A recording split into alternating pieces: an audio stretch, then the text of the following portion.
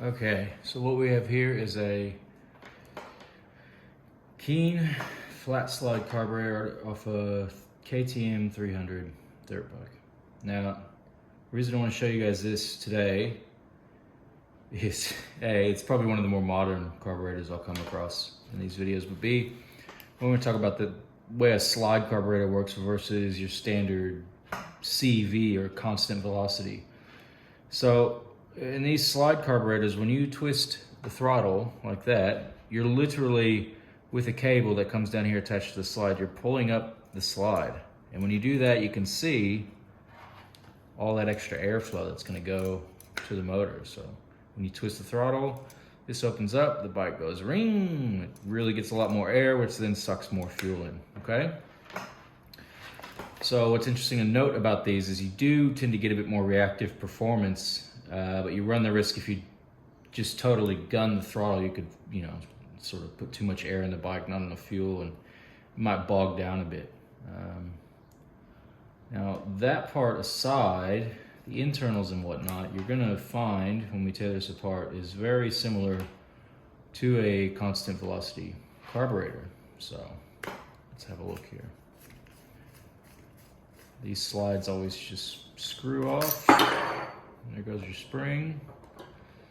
And you can see down in there sort of how this guy goes. Now there should be a needle on the bottom of this because this needle is what allows fuel to exit out of the main jet into the carburetor, which then atomizes it and puts it in the engine.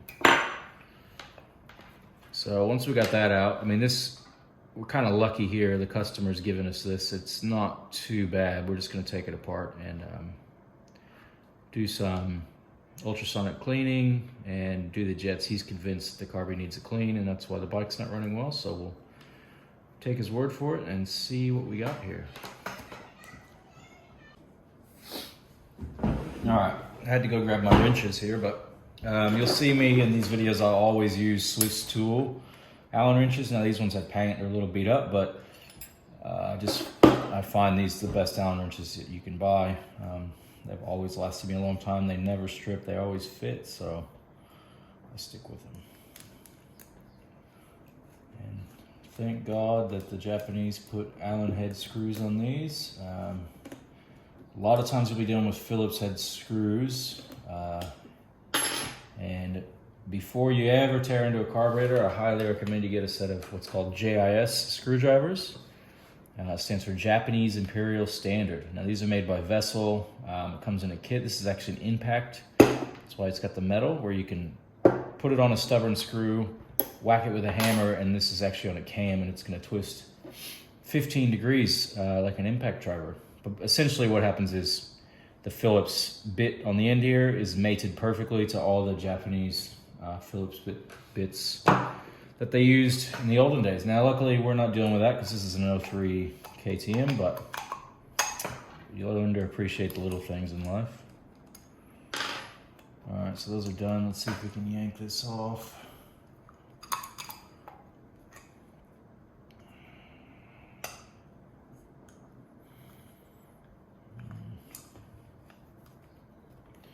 Put these cables out of the way.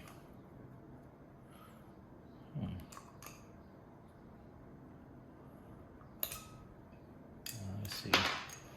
You can see there it's got the overflow tube at an angle, so that was making it a little tricky to get off. There's not too many bolts on these carburetors, so you go to take them apart, you're not gonna be left with 100 different bolts, but if you try and keep them organized, it always helps, right?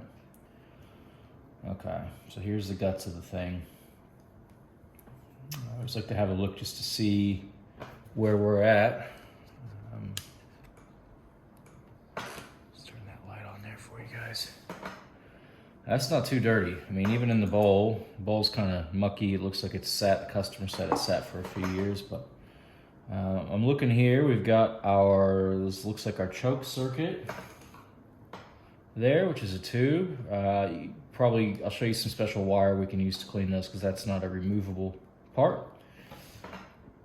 Down there is going to be our pilot jet, and this is going to be our main jet. Usually usually it's this pilot jet here because it's the smallest orifice that fuel has to go through. And you'll find you want to make yourself, I haven't found any on the market yet, any flatheads that actually made up perfect to a pilot jet. So oftentimes you have to take a sort of a stubby screwdriver, use the grinder, grind it down, and you'll see why, because a lot of times these screwdrivers got to go way deep in to get the pilot jet, and oftentimes they don't want to go deep, or you'll get it in there and it's too skinny. You can see there I've even got play left to right. I'm on the slot now. But you'll learn to be really careful, because as soon as you strip a pilot jet, man, oh, you are in for a world of hurt. I mean, there's really not too many ways out of that safely. You can try and drill it out or extract it out, but if you can just get the right screwdriver for the job, which you have to usually custom make, I've been using this one for a couple of years now. So, I mean, it's not a deal breaker to make one. So I'm just gonna put that on the pilot. I'm gonna push really hard. I really want to put as much pressure as I can, because these jets are always brass or something soft. So I'm gonna get as center as I can, get right in there. Okay, and that one doesn't want to go. I'm pushing really hard this way, like compressive force, and I'm twisting. And I know better to just keep going and going, because it's gonna strip. And once it strips, I mean, oh, not fun. So we have the option of heat. Heat is always your friend when you're trying to break stuff loose. So I'm not gonna lose sleep over that yet. I'll wait. I'll get it in the ultrasonic bath, get it all hot. Usually things can expand, and you got a better chance of getting it out. So let's see if we can get this main jet. Now that's not even an 8 mil, so let's see. There's a 6. So we'll break this free. Here. All right. Now I always like to hold these up to the light. That one, you guys might even be able to see. You can see right through it. So the main jets are very rarely clogged. They still need to clean, but very rarely are they clogged. Next thing we'll do is pop out the float. Now, sometimes these just slide out. I really like it when they do that. Oh yeah, look at that. See, it just slides out. Other times the manufacturer will put knurled ends, or it'll be tapered on one side, so you gotta whack it, or use a punch or something. And when you do that, you really run the risk sometimes of breaking these posts off. I haven't personally done it, but man, it's not fun. I mean, you go to whack it and it shoots across the room, you lose the pin, and you just think, why the hell did they do that when you could just have it slide in there? Okay, now here's your float needle. This is what stops fuel from coming in once the carburetor fills up and the float rises. This seals against the metal in there. Now I'm looking at this. I don't know if you guys can see that, but it is, no, you're not gonna be able to see that. It's pretty dirty, actually. Usually these come out and they look okay, and there's like one little spot of dirt, but I can see 3 or 4 bits here. So the ultrasonic's gonna help that. I mean, you could almost just wipe it with some spray carb cleaner and wipe it clean. Same thing in here. Sometimes these are removable and you can just replace it. Other times it's kind of unnecessary. You can spray carb cleaner in here, let it sit, ultrasonic and all that. And I've often found Q-tips. Okay, another one thing I wanted to touch base with you guys on was cleaning these seats for the float needle. Oftentimes you can replace this, but even then you want to give it a good spray with carb cleaner.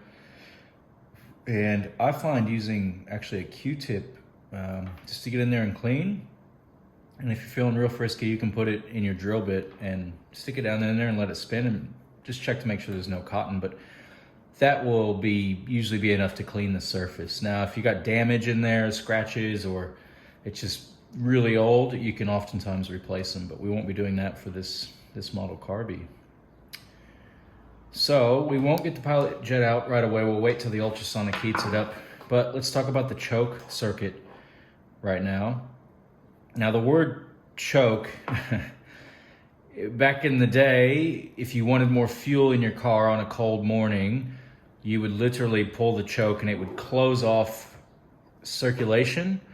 to the motor with close off air circulation to the motor. So when the motor was turning, it was pulling a vacuum. It was getting a lot more fuel in the mixture in the combustion chamber than air. Nowadays, what they've found more efficient, and they have for a while now, is the choke is actually, you pull that and it opens up this enricher circuit, which goes way down into the bowl. And now it just adds that extra bit of fuel that pulls in to the combustion chamber. So even though it's called a choke, technically it's an enricher circuit, and it enriches the mixture, which is really important to know which type of carburetor you have, because let's say you're trying to diagnose an issue. Oh, I put pod filters and new exhaust on my bike and now it doesn't run right. Well, chances are you're probably going to need to make the mixture more rich, especially at idle, to compensate for all that extra airflow. And a great way I've found to test that is to pull your enricher circuit open.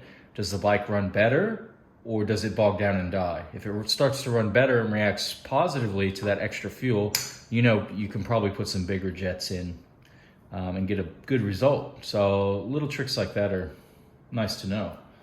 Oftentimes it's just a 14 mil to get these choke circuits off.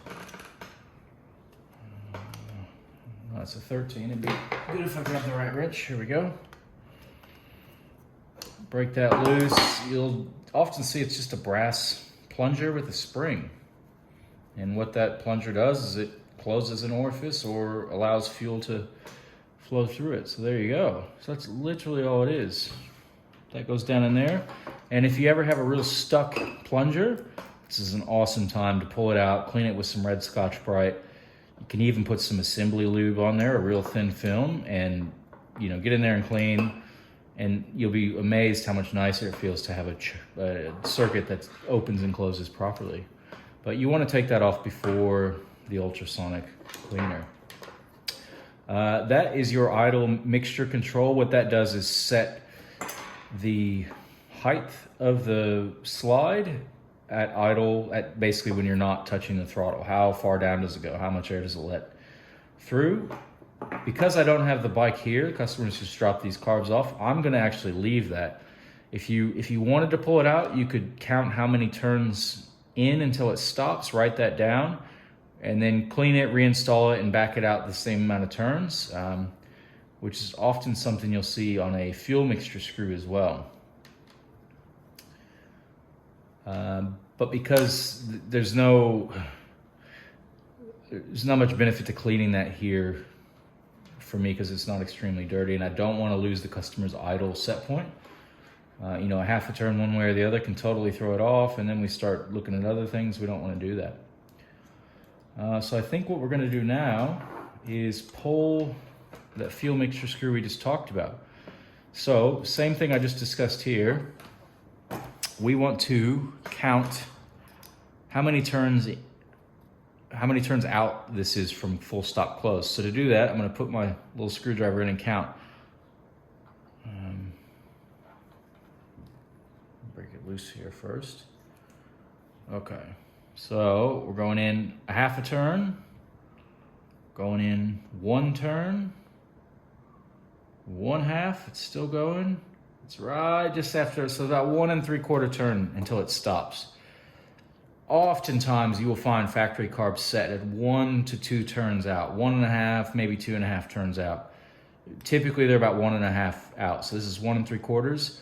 We do want to pull this one because it's very important this is clean. If this circuit is dirty, you're going to have poor idle performance. And you gotta get your bikes to idle okay to troubleshoot anything else. So now that we know that it's 1 3/4 turns out, I'm just gonna yank it all the way out. And when we go to put it back together, we could put our clean ones in, screw them all the way in, and then back them out 1 3/4 turns. Usually the way these operate is you're gonna have this brass piece here that I'm unscrewing. You're gonna have a spring and an O-ring and a seal. And the O-ring and the seal never come out. Not when you want them to anyway. So there's your spring, that's what provides pressure. I'll have to look on the parts diagram to verify. Usually they come to a point, perhaps this model it doesn't need to come to a sharp point. But let's say it's meant to come to a sharp point and that's broken off. Well, we've got a problem which we need to address. So I'll also look at the parts diagram to see if there is an O-ring and little flat seal washer in there. Some manufacturers won't use that. A lot of them do. And man, they are tough to get out when you want to. Usually what happens is you'll chuck them in the bath, yank the carb out, go to put it back together, and you look down in there and you say, oh, that doesn't quite look the same. You go to clean your ultrasonic bath out, and sure enough, at the bottom of the bath is a O-ring and a little flat seal. This one actually doesn't appear to have one. So I'll check the assembly drawing just to be sure. And we'll go from there.